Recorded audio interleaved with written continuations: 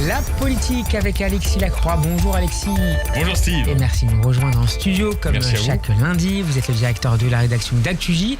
Et alors que la France croule sous la chaleur aujourd'hui, Alexis, vous nous apportez un peu d'air frais, si j'ose dire, en nous projetant vers l'automne à la veille d'une motion de censure déposée par le Parti Socialiste qui sera examinée demain, sans grand risque semble-t-il. Néanmoins, Alexis, vous vous intéressez aux risques plus sérieux qui pèsent ou qui pèseraient sur le gouvernement de François Bayrou pour la rentrée. En tout cas, le Parti Socialiste, par la voix de son premier secrétaire, dont chaque jour, on peut dire que la ligne programmatique le rapproche en réalité d'une forme de colère insoumise, soumise aux insoumis, eh bien le Parti Socialiste se fait le porte-voix de l'annonce en trompette d'un automne de canicule au sein de l'hémicycle et de la vie politique française. Un automne de canicule, en tout cas, c'est ce qu'ils promettent. Alors, ils le promettent au travers de cette motion de censure de l'été, mais qui ne sera probablement pas suivie des faits, en raison du fait que le principal partenaire, entre guillemets, du Parti Socialiste, à terme, pour faire tomber le gouvernement de François Bayrou,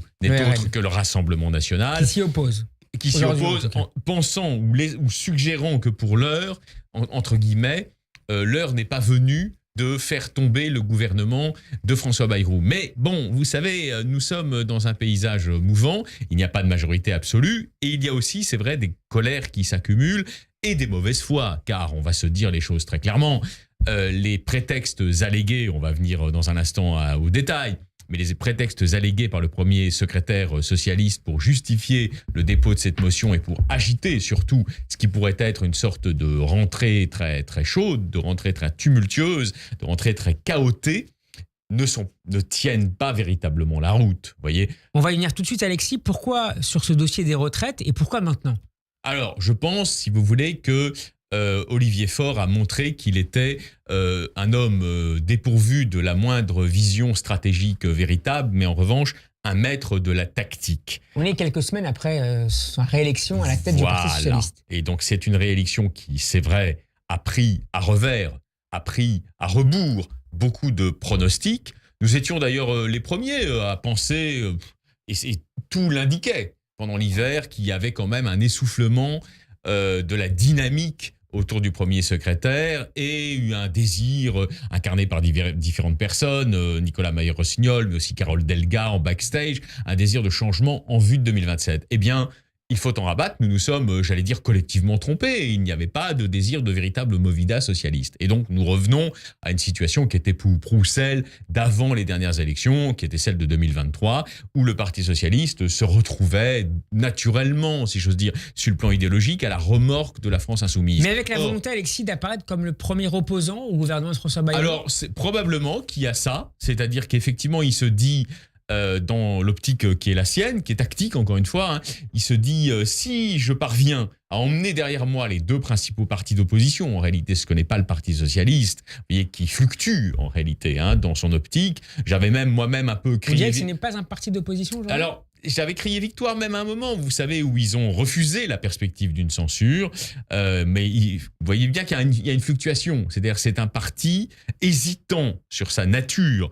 Tantôt, il est en soutien apparent du gouvernement, tantôt, il est, comme ces semaines-ci, en opposition. J'allais dire plus ou moins frontale. Et donc, effectivement, vous avez parfaitement raison, puisque là, on essaye de se projeter intropathiquement, si j'ose dire, dans la tête du premier secrétaire. Qu'est-ce qu'il se dit ? Il se dit...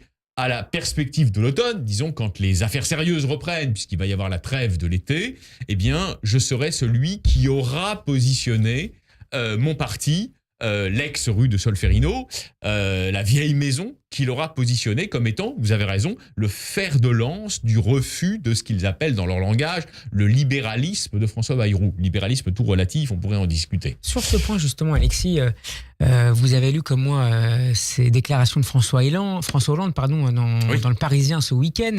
L'ancien président de la République a déclaré qu'il voterait la motion de censure demain. Il y voit surtout un coup de semonce contre le gouvernement de Bayrou.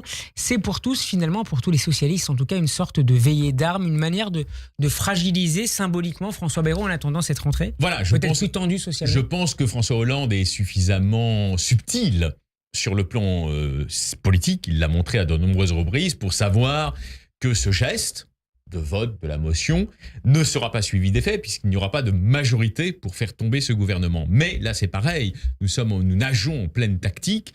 Après tout, et on peut interpréter comme on veut le résultat. Le premier secrétaire est là.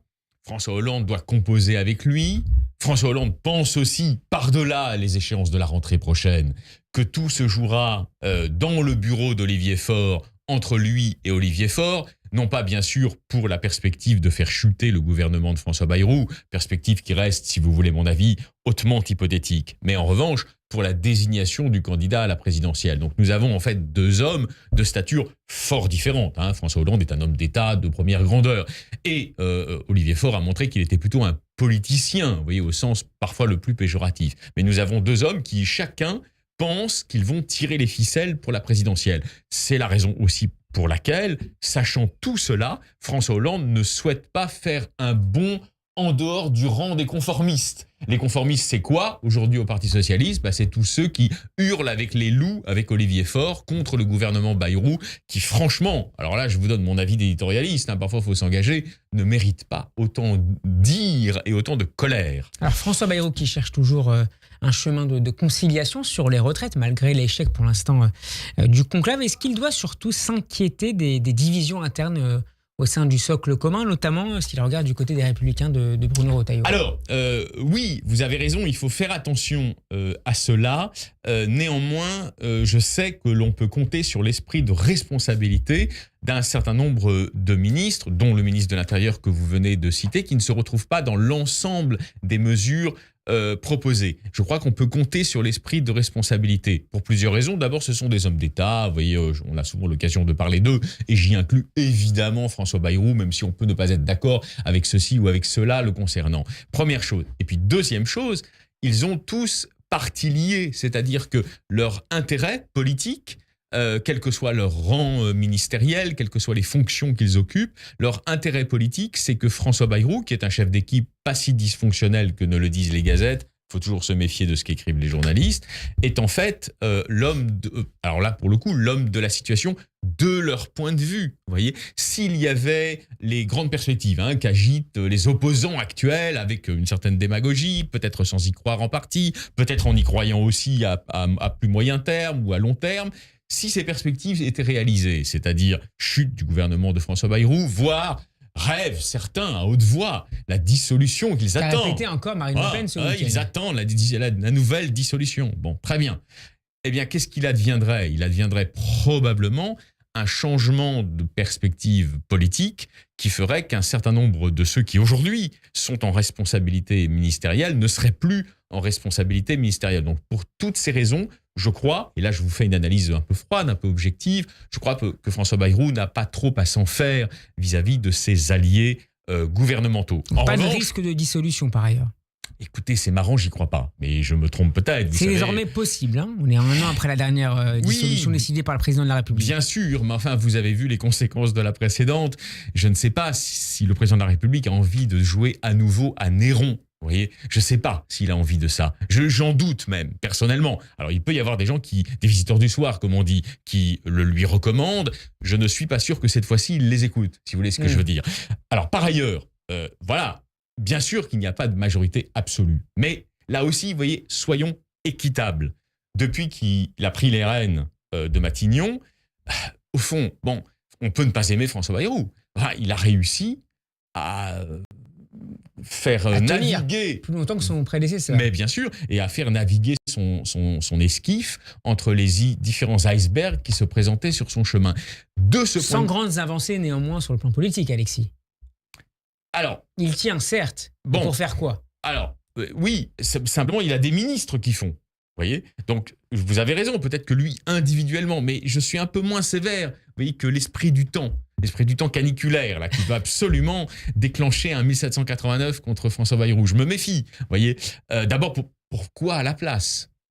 Bon, c'est une vraie question. Et puis surtout, je crois, si vous voulez, que la France aujourd'hui, là, je vous donne vraiment mon opinion la plus sincère.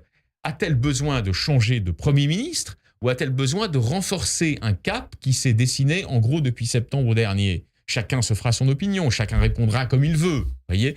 Mais l'instabilité pour l'instabilité ne me semble pas, cher Steve, pour conclure, être une valeur en soi. Merci beaucoup, Alexis, d'avoir été avec nous comme chaque lundi. On peut réécouter cette chronique sur radioj.fr. On peut également vous retrouver évidemment en vidéo, notamment sur notre chaîne YouTube. On vous lira dès ce jeudi dans le nouveau numéro d'Actualité Jeux. Est-ce qu'on peut dire un mot sur la une très rapidement ? On va évoquer la deuxième phase, en quelque sorte, qui se dessine à l'issue de cette victoire, même si c'est une victoire peut-être un peu en demi-teinte de la guerre des 12 jours. Qu'est-ce qui va advenir dans la relation, en fait plus symbiotique qu'on ne l'a dit, de Donald Trump et de Benjamin Netanyahu ? Merci beaucoup, Alexis Lacroix. À demain.